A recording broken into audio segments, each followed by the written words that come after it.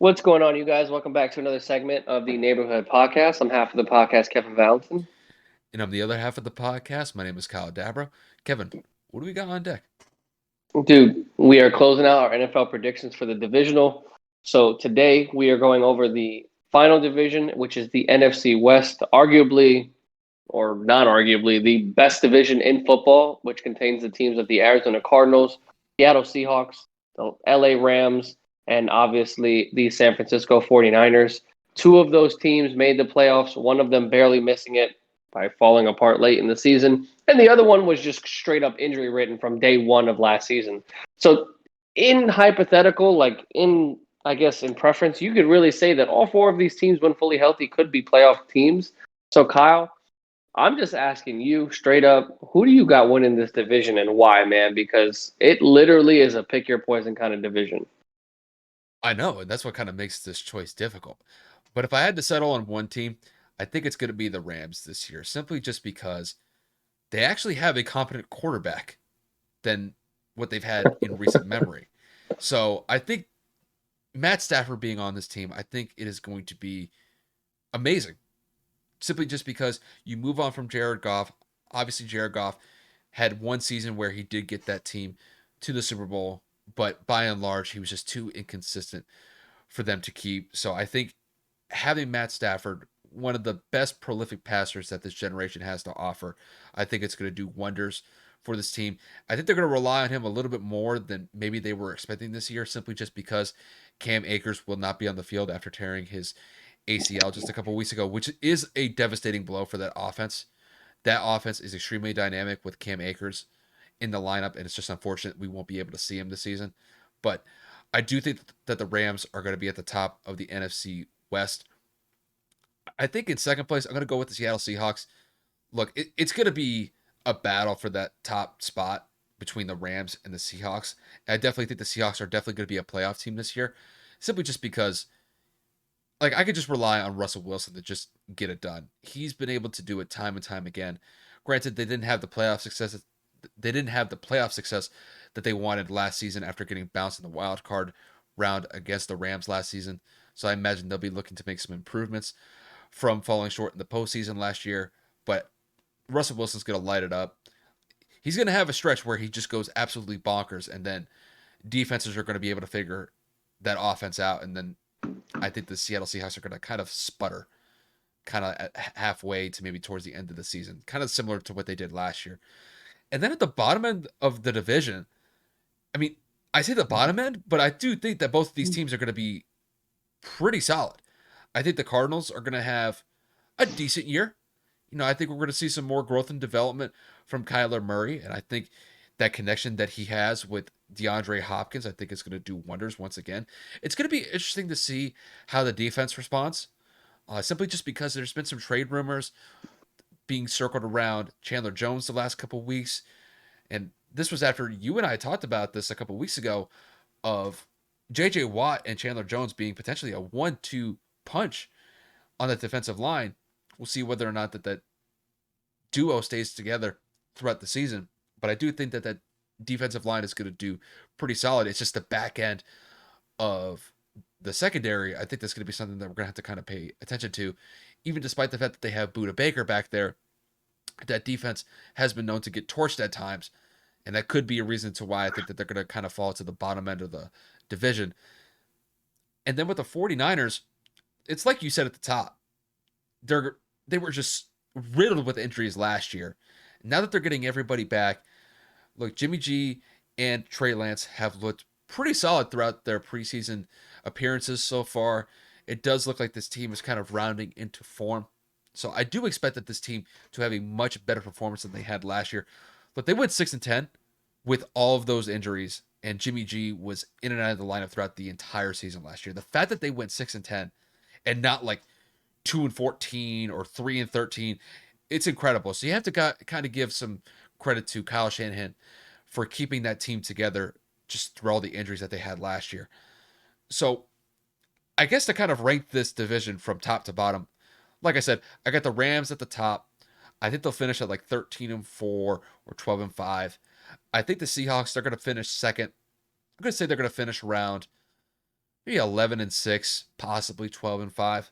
It's like I said, they're going to kind of be battling the Rams for that top spot. And then for the 3 and 4 spots, you could honestly flip flop these. It really wouldn't matter to me.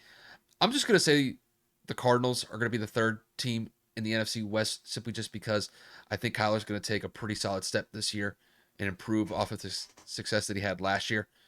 And I think the 49ers are going to round out the division.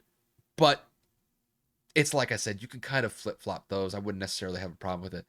But that's how I have the NFC West shaking up for this season. So I'm actually going to agree with the order, with the LA Rams winning the division, the Seahawks following through, and obviously the Cardinals and the 49ers rounding out the bottom. The only reason I have the 49ers at the bottom is mainly because I believe that the 49ers offense is their biggest question mark. They don't necessarily have a receiver one. They have a litany of running backs that have been in and out of that lineup for a multitude of years, whether that was rotating with McKinnon or oh my goodness, I can't remember this running back from Raheem Atlanta. Mostert. Well, they have Besides Raheem Mostert, Tevin Campbell. Coleman. Tevin Coleman. Excuse me. I mean, like literally every single year, it's a new starter. He gets hurt in the beginning. The guy that breaks out, then he gets hurt, and then obviously their receiving core. They have Debo Samuel, and then they have just so many different players, but nobody's necessarily a number one receiver. George Kittle was hurt for a large portion of the season, so I mean, like when your tight end's your number one option, doesn't really have a formula for success. Jimmy G is having a good preseason, a good camp, but we all know what that means in the preseason when you're not seeing number one options and number one defenses. So I expect Trey Lance to kind of take that job over eventually. I mean, Kyle Shanahan does not waste any time with grooming his quarterbacks for the future. So yes, I do believe that they'll round out the bottom. Going next, I guess I'm going backwards to front for whatever reason, but I mean it's different. So I hope you guys appreciate the originality. The Cardinals are going to probably go right next. Kyler Murray and DeAndre Hopkins are going to have a great year. Larry Fitzgerald is coming back.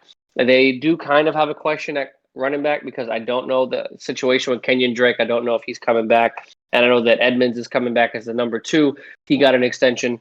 So I'm really kind of stuck here trying to really figure out what's going to happen. As Kyle said, the defense is a little bit of a question mark. They lost Pat Peterson, but at the same time, Pat Peterson doesn't exactly look like the same Pat Peterson from 5 years ago.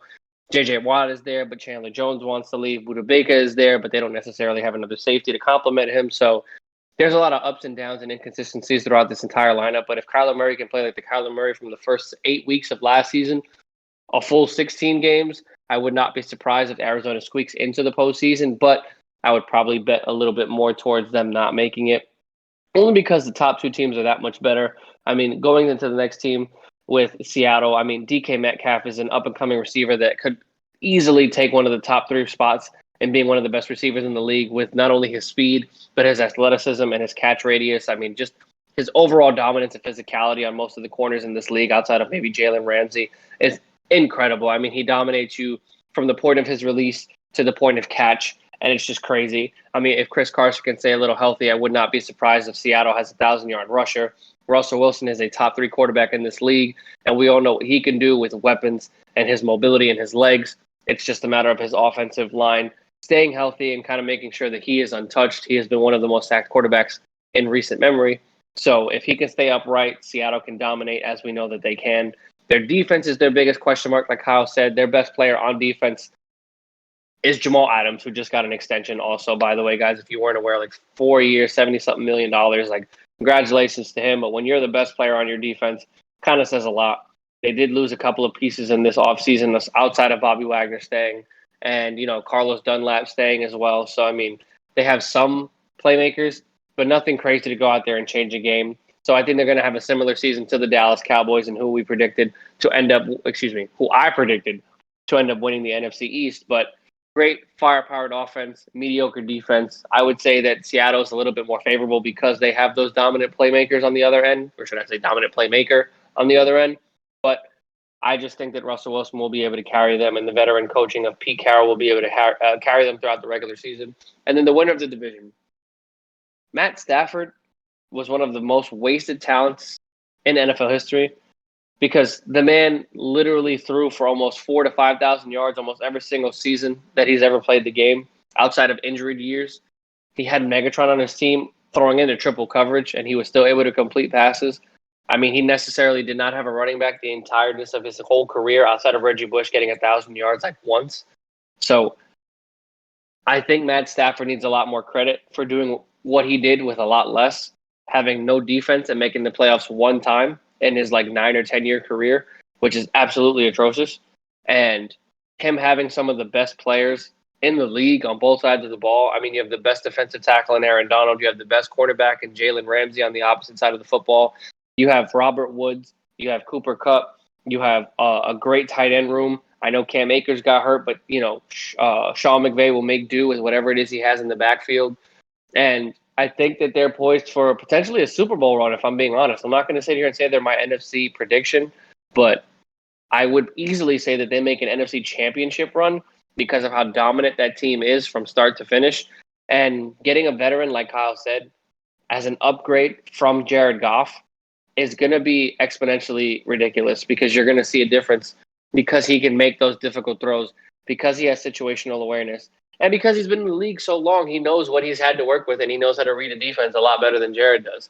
No disrespect to Jared Goff, because again, like Kyle reiterated, he did lead them to a Super Bowl, but there were a lot of flashes where you kind of looked at Jared like, "What are you doing? Why are you throwing it there? What kind of read do you have here?" Like, it kind of looked like Jared Goff was a little confused throughout the majority of his career. Like I said, up, down, literally years where he looked incredible, and then the next year he was absolute dog shit. So, putting in Matt Stafford, like a literal equal trade, plugging him in that position just makes the Rams immensely better.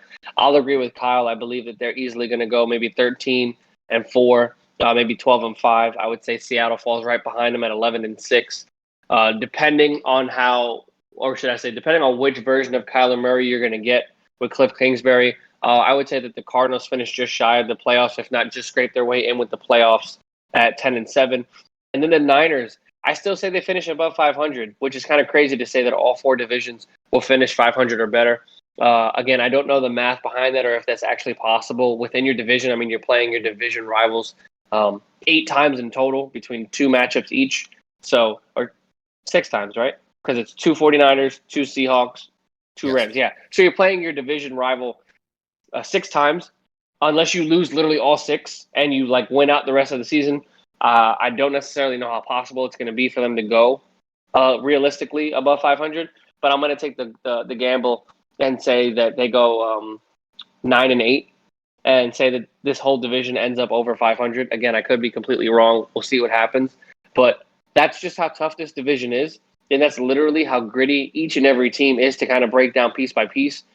Obviously, the clear favorite is going to be the Rams, but I mean, the separation from the Rams to the Niners isn't drastic like the Titans and the Colts to the Texans, or from the Jets to the Bills. You know what I mean? Like, it's not that big of a gap. Like, I would say that this division is legit, like within a 3 to 4 game stretch from first to fourth place, which is actually kind of crazy. Yeah, it's like you said, it just goes to the competitive nature that this division brings. I mean, when we talk about divisions, most of the time you have some really good divisions and then you have some awful divisions like the NFC East was last year. But the NFC West is like a direct antithesis of what the NFC East was last year. I mean, just because you had the Rams, the Seahawks, and the Cardinals really kind of battling it out for playoff positioning last year. And it was like you mentioned earlier, it's just the Cardinals fell a little bit short at the end of the year. But, the Seahawks were able to go on a 4-game winning streak at the end of the season to essentially win them the divisional title over the Rams last year. I think it's going to be the opposite this year. I think the Rams are going to be the ones to finish out the year strong. And I think they'll be able to take the division title away from Seattle. And really, Seattle, throughout, I would say, the last 5 to 6, 7 years, they've been largely the favorite out of the NFC West. That's despite the fact that the 49ers just a couple years ago won the Super Bowl, but Seattle has really, by and Lost in the large. Super Bowl. Lost in the Super Bowl. Did I say win? Yeah. Oh, excuse me. Yeah, they lost to the Chiefs. I meant to say that. But, you know, by and large, I think that this division is by far the best that we have to offer in the NFL this year.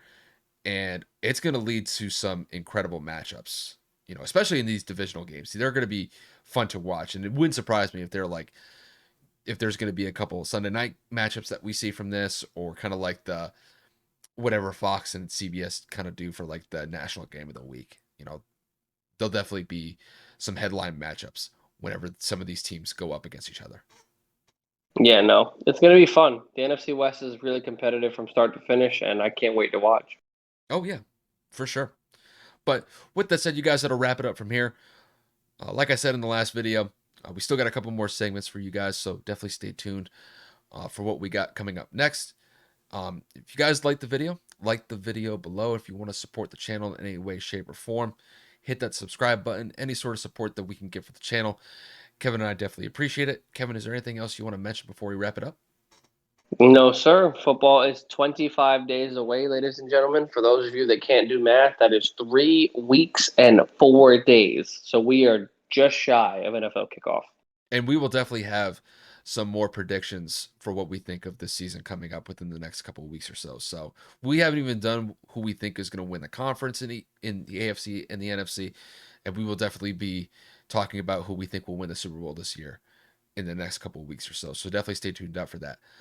But like I said, thank you guys for tuning in to watch the video, and we will see you guys later.